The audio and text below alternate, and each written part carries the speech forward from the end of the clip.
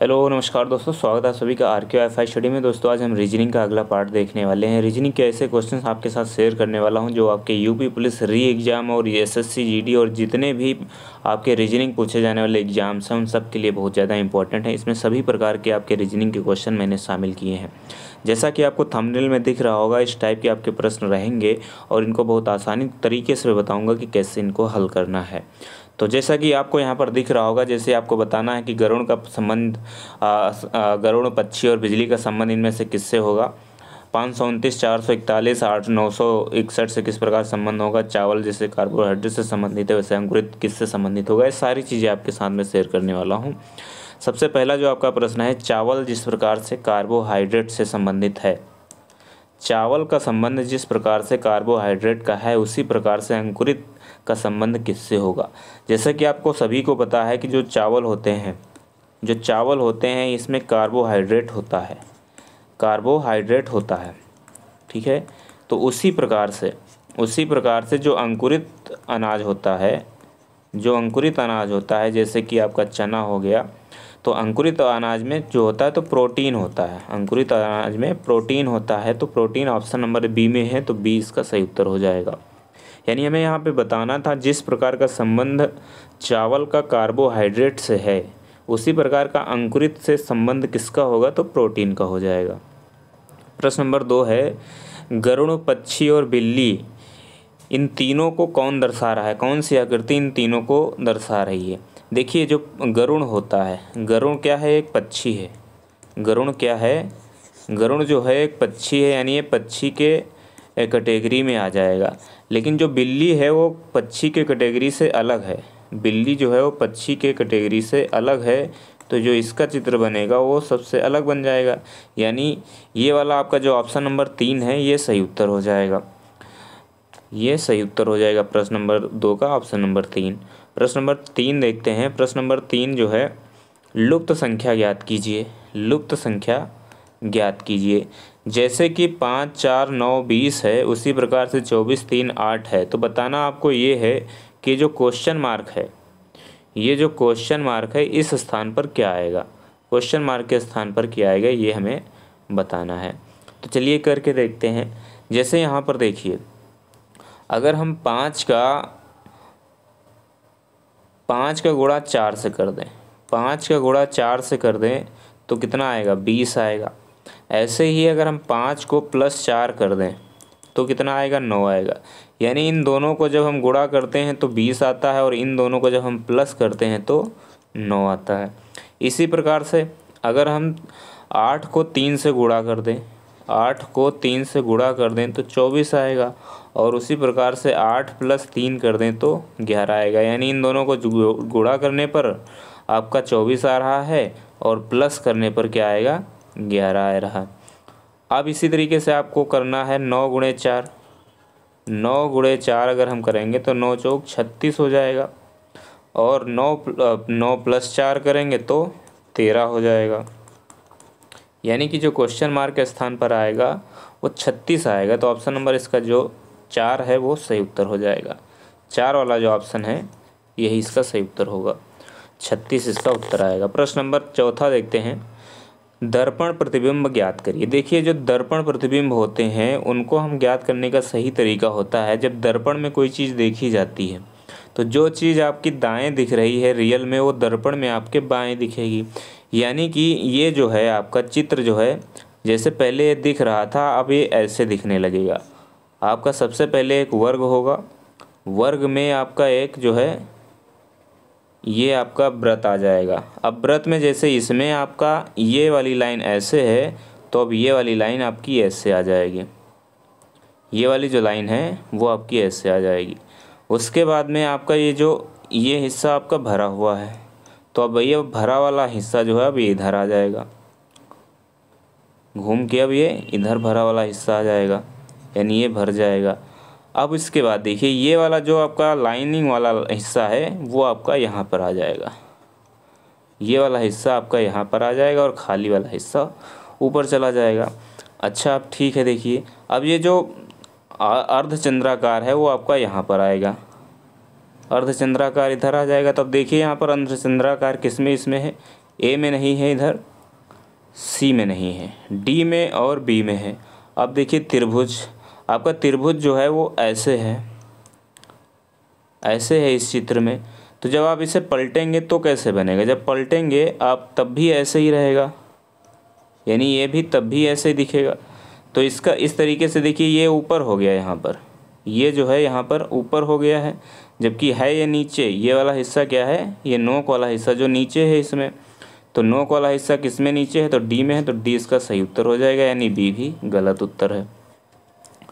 प्रश्न नंबर 5 देखते हैं। जिस प्रकार का संबंध 529 का 441 से है, जिस प्रकार का संबंध 529 का 441 से है, उसी प्रकार का संबंध 941 का किससे होगा, ये बताना है। देखिए 529 का संबंध जिस प्रकार से 441 से है। अब देखिए 529 किसका है, क्या है, कहाँ से आया, जो अगर हम 23 को स्क्वायर कर दें, 23 का जब हम स्क्वायर करते हैं तो 529 आता है। 23 का जब हम स्क्वायर करते हैं तो कितना आता है, 529 आता है। ठीक, उसी प्रकार से अगर हम 21 का स्क्वायर कर दें तो जब हम 21 का स्क्वायर करेंगे तो 441 आ जाएगा। यानी कि यहाँ से यहाँ तक आने के लिए आपको 2 माइनस करना पड़ रहा है। इसी प्रकार से, ठीक इसी प्रकार से अगर हम 961 को याद करेंगे तो 961 कहाँ से आएगा, 961 कहाँ से आएगा, 31 का स्क्वायर है 961। 961 जो है 31 का स्क्वायर, और जब 31 में -2 हम करेंगे तो 29 बचेगा। 29 का जब हम स्क्वायर करते हैं, 29 का जब स्क्वायर करते हैं तो 841 आ जाएगा। 29 का स्क्वायर 841 होगा, तो इसका जो सही उत्तर हो जाएगा ऑप्शन नंबर 3 होगा। दोस्तों उम्मीद है आपको प्रश्न पसंद आ रहे होंगे। अगर पसंद आ रहे हैं, हल इनका समझ में आ रहा है, तो वीडियो को लाइक करते चलना, शेयर करना, और चैनल अगर सब्सक्राइब नहीं किए तो सब्सक्राइब भी कर लेना। चलिए प्रश्न नंबर 6 देखते हैं। यदि यू वी का पति है, यू वी का पति है, चलिए बनाते हैं। यू जो है वो वी का क्या है, पति है। पति है मतलब प्लस हो जाएगा और ये माइनस हो जाएगा। ठीक है, जो मेल होता है उसको प्लस से हम प्रदर्शित करते हैं और वो फीमेल को माइनस से। आगे बढ़ते हैं। वी और डब्लू एक्स की पुत्रियां हैं। वी और डब्लू जो है क्या हैं, एक्स की क्या है, पुत्रियां हैं। वाई एक्स का पति है। वाई जो है वो क्या है, एक्स का पति है, और ये इसकी वाई की पत्नी हो गई एक्स। बताना ये है कि वो यू वाई का यू से क्या संबंध है, यानी वाई यू का क्या है, वाई जो है यू का क्या है, हमें ये बताना है। तो यू का ससुर हो जाएगा, क्योंकि वाई की जो बेटी है वो वी है और वी का पति यू हो जाएगा। तो यू का वाई संबंध क्या हो जाएगा, वाई यू का हो जाएगा ससुर। तो ऑप्शन नंबर जो 2 है ये इसका सही उत्तर हो जाएगा। दोस्तों प्रश्न नंबर 7 जो है वो कथन और निष्कर्ष से संबंधित है। तो इसमें बताना है, सबसे पहले इसको हल करने के लिए आपको डायग्राम बनाना पड़ता है। तो डायग्राम बनाते हुए चलते हैं। जैसे इसमें पहला जो कथन दिया गया है, वो पहला कथन है कि कुछ कौवे जो हैं वो मोर हैं। कुछ कौवे क्या हैं, मोर हैं। तो इसका जो डायग्राम बनेगा वो इस प्रकार से बनेगा। कुछ कौवे जो हैं वो मोर हैं। कौवे लिखते हैं हम यहाँ पर, का से कौवा हो जाएगा, ठीक है। और कुछ कौवे जो है वो मोर हैं, मोर इधर लिखते हैं। अब क्या है, सभी मोर बतख हैं, यानी जितने भी ये मोर थे वो सभी क्या हो जाएंगे, बतख हो जाएंगे, बतख हो जाएंगे। ठीक, अब क्या है, कुछ बतख जो हैं वो कबूतर हैं।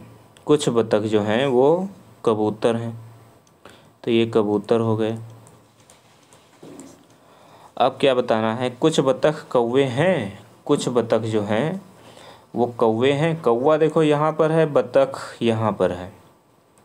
तो इसमें से जब मोर, सभी मोर जो हैं वो बतख हो गई, और जो मोर थे वो उसमें से कुछ थे कौवे थे, यानी पहला कथन निष्कर्ष, जो पहला निष्कर्ष है वो सही हो रहा है।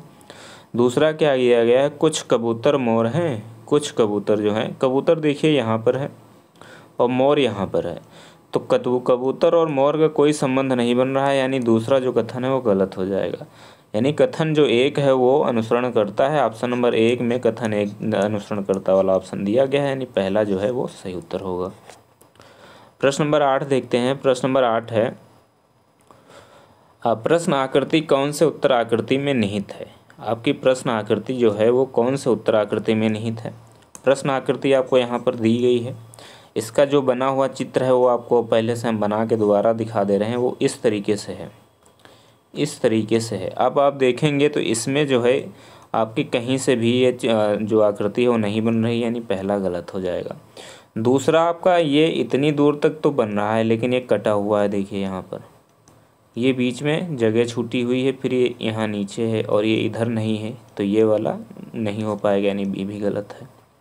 तीसरा देखिए इतना तो बन रहा है, इतना जो है वो बन रहा है लेकिन ये इधर नहीं है, तो ये भी गलत हो जाएगा। अच्छा चौथे में देखिए आप, चौथा जो है आपका ये यहाँ से यहाँ तक गया और ये यहाँ से यहाँ तक गया। अब यहाँ से यहाँ से आया, यहाँ से यहाँ आया, यानी ये वाली जो आकृति है वो ऑप्शन नंबर डी में मिल रही है। तो सी और ए जो है वो गलत हो जाएगा, बी भी गलत है, डी सही उत्तर हो जाएगा। प्रश्न नंबर 9 देखते हैं। यदि स्पून का अर्थ प्लेट है, यदि स्पून का अर्थ जो है वो प्लेट है, स्पून का अर्थ क्या है, प्लेट है। प्लेट का अर्थ क्या है, बाउल है, और बाउल का अर्थ जो है वो ग्लास है, और ग्लास का अर्थ स्पून है। तो बताना ये है पानी पीने के लिए क्या उपयोग में लाया जाता है। तो पानी पीने के लिए गिलास यूज करते हैं। पानी पीने के लिए क्या यूज करते हैं, गिलास यूज करते हैं। और गिलास को क्या कहा गया है, गिलास को यहाँ पर कहा गया है, गिलास का अर्थ है स्पून। तो जब हम ग्लास का अर्थ स्पून है तो मतलब स्पून से पानी पिया जाएगा। तो ऑप्शन नंबर जो 4 है इसका वो सही उत्तर हो जाएगा। ऑप्शन नंबर 4 सही उत्तर होगा। प्रश्न नंबर 10 दिया गया है, GULF का मतलब है 51 91 04। तो वाइन का मतलब क्या होगा। देखिए इसको कैसे बनाया गया है, GULF। यहाँ पर अगर हम G में -2 कर दें तो कितना हो जाएगा। जब G में -2 करेंगे तो आपका E बचेगा, और E का जो कोड होता है वो 5 होता है। इसी तरीके से अगर हम U में -2 कर दें तो S बचेगा, यानी U में -2 करेंगे तो 2 मतलब अक्षर जो है पीछे जाना पड़ेगा, तो S आएगा, और S का जो स्थानीय मान होता है वो 19 होता है। इसी तरीके से L जो होता है वो 12 पे होता है। 12 में जब हम 2 माइनस करेंगे तो 10 पे पहुंच जाएंगे। 10 पे क्या होता है आपका J होता है, तो J का स्थानीय मान कितना होता है 10। F जो होता है वो 6ठे स्थान पे होता है, और 6 में जब -2 करेंगे तो 4 आ जाएगा, और 4 पे जो होता है वो अक्षर कौन सा होता है, D होता है। यानी कि सभी में क्या हुआ है, -2 हुआ है। इसी प्रकार से अब हम वाइन को करते हैं, वाइन। जब हम W जो होता है वो 23वें नंबर पे होता है। इसमें जब हम 2 माइनस करेंगे तो 21 बचेगा, और 21 पर U होता है तो 21 यहाँ पर आ जाएगा, ठीक। इसी तरीके से I जो होता है 9 होता है, और 9 में -2 करेंगे तो 7 बचेगा। N जो होता है वो 14 नंबर पे होता है, और 14 में जब 2 माइनस करेंगे तो कितना हो जाएगा 12। E जो होता है वो ABCD में 5वें स्थान पे होता है, और 5 में जब हम -2 करते हैं तो 3 बचता है, यानी कि 21 71 23 इसका सही उत्तर होगा। 21 71 ऑप्शन नंबर 3 में दिया गया है, तो 3 इसका सही उत्तर हो जाएगा। प्रश्न नंबर 11 देखते हैं। उस सही समूह का चयन करें जो निम्नलिखित वेन आरेख को दर्शाता है।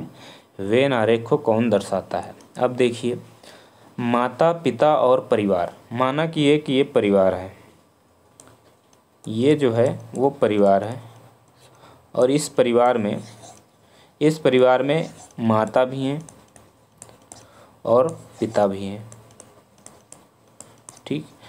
तो यानी ये जो है पहला बन रहा है। अच्छा दूसरा देखिए, बिल्ली खिलौने और लड़की, बिल्ली खिलौने और लड़की।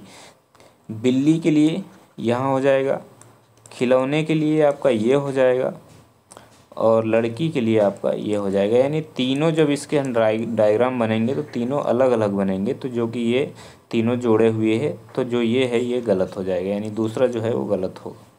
नर्तक, शिक्षक और गाय, माना कि जो शिक्षक होता है शिक्षक जो होता है वो नर्तक हो सकता है, नर्तक हो सकता है। यानी जो कुछ शिक्षक हैं वो नर्तक भी हो सकते हैं, क्योंकि जो नृत्य सिखाते हैं वो भी शिक्षक ही होते हैं।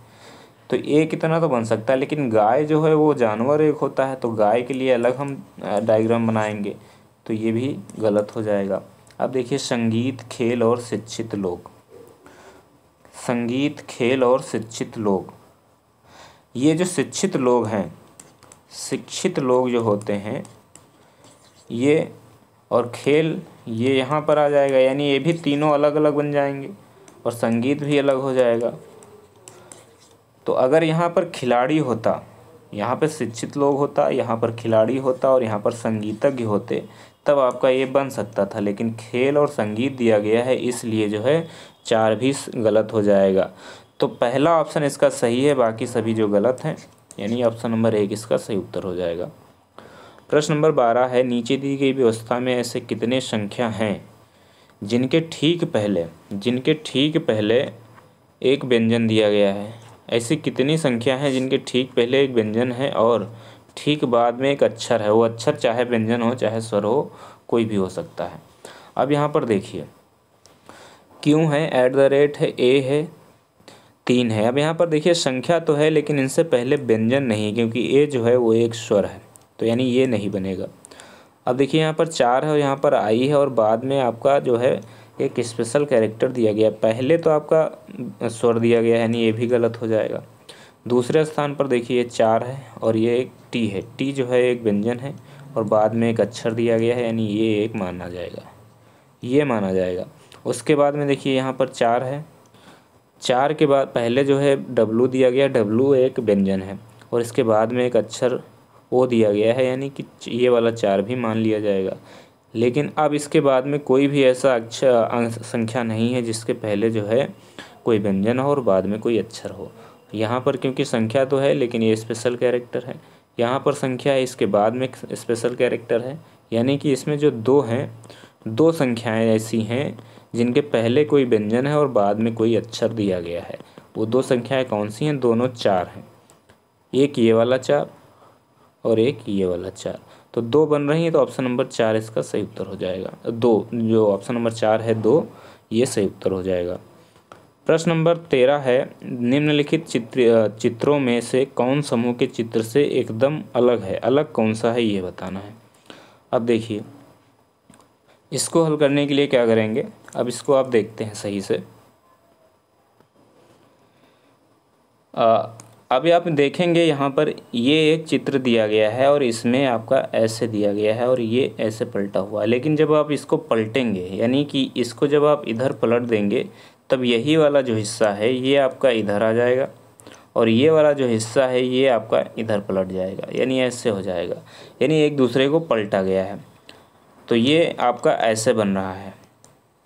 इसी तरीके से आप जब इसको देखेंगे, इसको जब आप देखेंगे, यहाँ पर एक ऐसी चित्र दिया गया, जब आप इसको पलटेंगे इधर को, तो यही आपका चित्र कैसे बन जाएगा, ऐसे बन जाएगा, यानी कि ये आपका एक दूसरे का पलटा हुआ है, ये भी सही है। आप देखिए यहाँ पर ये वाला, अगर ये इसको हम पलटेंगे ऐसे, तो ये कैसे बनेगा, जब इसको आप पलटेंगे तो कैसे बनेगा, आपका ये ऐसे आएगा और जब इसको पलटेंगे तो ये आपका इधर आना चाहिए था, ठीक है। ये ऐसे बन रहा है। अब डी वाला आप देखिए, जैसे डी वाला ऐसे है और इसको जब आप पलटेंगे तो ये पलट के ऐसे हो जाएगा, यानी ये एक दूसरे का अपोजिट है, ये एक दूसरे का अपोजिट है, एक दूसरे का अपोजिट है, लेकिन सी वाला नहीं है, तो सी वाला जो है ये उत्तर हो जाएगा। सी ऑप्शन नंबर किस में दिया गया है, 2 में दिया गया है, तो 2 इसका सही उत्तर होगा। प्रश्न नंबर 4 है, तर्क और पूर्व धारणाओं से संबंधित ये प्रश्न है। इसमें तर्क क्या दिया गया है, सरकार ने ग्रामीण क्षेत्रों के लिए साल में 2 बार डॉक्टरों के विशेष भर्ती अभियान चलाने की योजना बनाई है। यानी ग्रामीण क्षेत्रों में भर्ती अभियान का मतलब ये है डॉक्टरों के विशेष भर्ती अभियान। इसमें मतलब जो ग्रामीण क्षेत्र हैं उनमें, ग्रामीण क्षेत्रों में जो लोग बीमार हैं उनकी भर्ती करने के लिए, ठीक है, रिक्रूट करने के लिए नहीं, ये आपको याद रखना है। अब क्या दिया गया, पूर्ण धाराएं, कई रिक्तियां यहाँ पर हैं, तो रिक्तियों से संबंधित बात नहीं हो रही है, तो जो पहला है वो गलत हो जाएगा। सरकार चाहती है कि ग्रामीण क्षेत्रों के लोगों को बेहतर स्वास्थ्य सुविधाएं मिलें, ये बात सही है, यानी दूसरा जो ऑप्शन है ये सही है। तो दूसरी धारणा किस में दी गई है, सिर्फ धारणा 2 अंतर्निहित है, ऑप्शन नंबर 3 में है। ऑप्शन नंबर 3 इसका सही उत्तर हो जाएगा। प्रश्न नंबर 14 का ऑप्शन नंबर जो 3 है वो इसका सही उत्तर होगा। प्रश्न नंबर 15 देखते हैं। प्रश्न नंबर 15 है, निम्नलिखित क्रम में से भिन्न चित्र का चयन कीजिए। अब देखिए यहाँ पर ये आपका एक घनाभ दिया गया है, ये आपका एक घनाभ दिया गया है, और इसमें एक जो है वो आपका कटा हुआ है, यानी ये इतना कटा हुआ है। कितना कटा हुआ है, आपकी 2 लाइनें इसमें कम हैं। इसी तरीके से इसमें आप देखेंगे तो ये एक लाइन कम है, इसमें एक लाइन कम है। इसमें आप अगर देखेंगे, इसको देखिए, इसको जब आप देखेंगे तो एक यहाँ से ये कम है, यानी ये वाली, फिर ये यहाँ से कम है, ये यहाँ से कम है, और ये यहाँ से कम है, तब जाके ये पूरा होगा, और ये इतना, ठीक। लेकिन इसमें भी देखिए, इसमें क्या है, इसमें एक ही लाइन कम है। तो अगर आप देखेंगे तो ये वाला जो ऑप्शन नंबर 4 वाला है, यानी ये वाला, इसमें बहुत सारी आपको कमियां हैं, तो यही आपका सही उत्तर हो जाएगा। बाकी सभी जो हैं लगभग एक जैसे हैं, तो ऑप्शन नंबर 3 में 4 दिया गया है, तो यही सही उत्तर हो जाएगा। प्रश्न नंबर 16 देखते हैं। इसमें तर्क और अनुमान से संबंधित ये प्रश्न है। तर्क क्या दिया गया है, राजमार्ग प्राधिकरण ने घोषणा की है कि वह शुक्रवार से 3 दिन के लिए बंगलौर और तुमकुर के बीच सड़क मरम्मत का बड़ा काम शुरू करेगी। यानी राजमार्ग प्राधिकरण ने कहा है, घोषणा की है कि जो आपका बंगलौर है और तुमकुर है, इसके बीच में सड़क मरम्मत का बड़े स्तर पे जो है वो काम शुरू होने वाला है। अनुमान लोग क्या लगाएंगे, इसमें लोगों को बंगलौर और तुमकुर के बीच अपनी यात्रा की योजना इसके अनुरूप बनाने की ज़रूरत है। यानी अगर वहाँ पे काम चालू है तो उसके अनुरूप ही आपको यात्रा जो है योजना बनाने की ज़रूरत है, तो ये आपका सही हो जाएगा। दूसरा क्या है, प्राधिकरण अनावश्यक मरम्मत कार्य से नागरिकों को परेशान कर रही है। जब काम की ज़रूरत है वहाँ पर तभी तो मरम्मत कर रही है, तो दूसरा जो है वो गलत हो जाएगा। यानी जो अनुमान 1 है वो इसमें अंतर्निहित है, तो अनुमान 1 किसमें अंतर्निहित है वो बताना है। तो ऑप्शन नंबर 3 में कहा गया है केवल अनुमान 1 निहित है, तो ऑप्शन नंबर 3 इसका सही उत्तर हो जाएगा। दोस्तों ये हमारा था वीडियो, जिसमें 16 प्रश्न आपको मैंने शेयर किए हैं, अपने हिसाब से बताने की कोशिश की है। अगर वीडियो आपको अच्छा लगे तो लाइक शेयर और सब्सक्राइब जरूर करना। कमेंट करके बताना आपको वीडियो कैसा लगा।